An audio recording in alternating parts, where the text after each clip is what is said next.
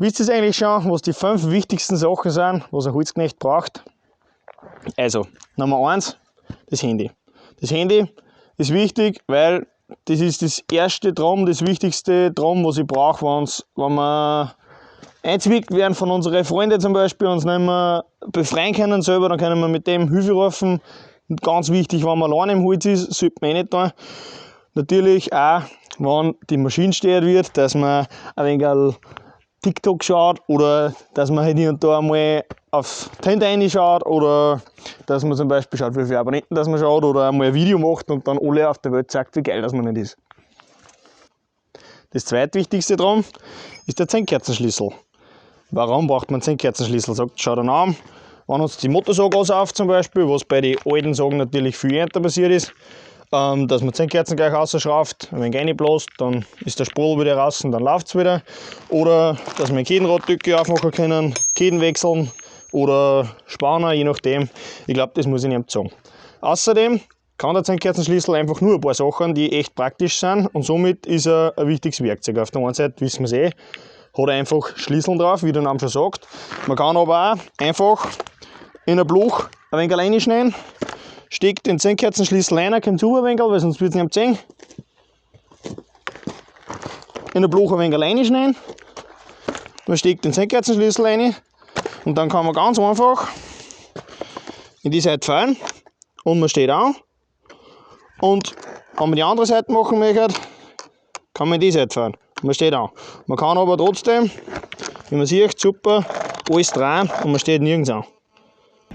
Oder braucht man zum Beispiel auch, wenn wir in Seilkran anbauen, dann haben wir unsere Abspanngurten und im Winter saufen sie die mit Wasser an. Wenn es kalt ist, gefriert es natürlich. Jetzt ist da so viel Gurt drauf, voll androschen, fest gefriert, das ist blockiert. Dann macht man da dann natürlich auf. Und dann kann man nicht einfach anziehen und das dreht dann runter, weil das so gut hält. Und dann kann man, kommt zu ein wenig, den 10-Kerzenschlüssel nehmen, da rein tun und dann kann man sich da helfen. Man kann dann da drehen. Und so schafft man es auch, dass man dann in Gurt zum Beispiel runtergeht. Also ist wirklich ein praktischer kleiner Helfer. Das Wichtigste hätte ich fast vergessen.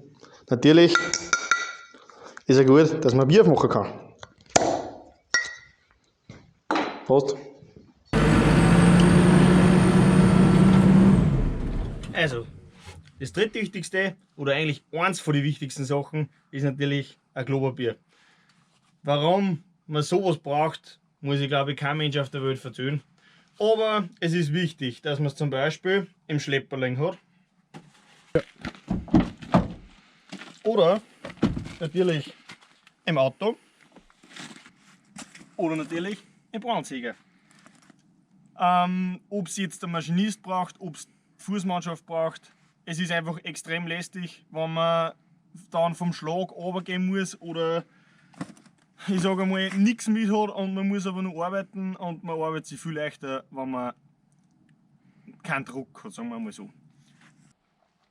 Das viertwichtigste, hätte ich gesagt, ist irgendein Gutsi, zum Beispiel Meinerwafferl, Traubenzucker, irgendwas, was halt fährt, ein Müsliriegel zum Beispiel. Da geht es rein um das, dass den Blutzucker nochmal aufpusht, weil normal riechst du auch einen Arbeitstag. Ja, wir arbeiten eben meistens von Haus aus schon ein wenig länger. Es ist körperlich anstrengend, vielleicht auch heiß im Sommer. Dann bricht vielleicht irgendwas bei der Maschine, man weiß aber, die Baustücke hat fertig gemacht, weil man kann dann nicht am nächsten Tag wegen 2 Stunden oder wegen 4 Stunden nochmal dort hinfahren. Ja, natürlich wird es körperlich extrem anstrengend, auch kopftechnisch, wenn man einen Hunger hat und einen Unterzucker hat, ist es nicht so leicht, wenn vielleicht man einen Praktikanten mit hat oder was, dass man da recht ruhig agiert.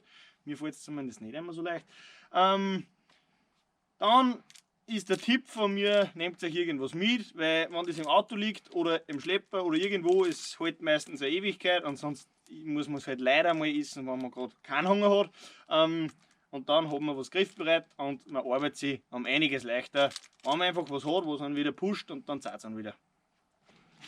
Ja, und last but not least, als 5. Sache, hätte ich gesagt, ist der Hausverstand eigentlich das Wichtigste, was wir brauchen. Mein Chef sagt immer, man kriegt keine guten Leute mehr, das meint er meistens wegen der Gaudi, wenn wir wieder was zusammengehauen haben. Ich zum Beispiel stehe da jetzt im toten Winkel von der Maschine, der Kran, also der Maschinist, der sieht mich da oder nicht, weil die Kransäule zwischen uns ist, keine Frage, jetzt gerade sitzt da nicht drinnen. Aber der Hausverstand sagt mir, dass ich jetzt schwer mit ihm kommunizieren kann. Also es ist weit gescheiter, ich stelle mir ein wenig daneben hin, beziehungsweise am besten ein wenig weiter weg vom Kran, weil dann kann sich er mehr rühren. Und natürlich, wenn ich schon sehe, das wird angehört oder der Schlepper hat irgendwas verloren, vielleicht liegt was nicht so in der Klemmbank drin, wie es sein soll, und ich sehe das schon kommen, der Maschinist hat das nicht gesehen, weil das außer seinem Sichtbereich ist, dann kann ich ihm das durch einen Funk gleich mitteilen, dass das so ist. Man spart sich Zeit ist Geld.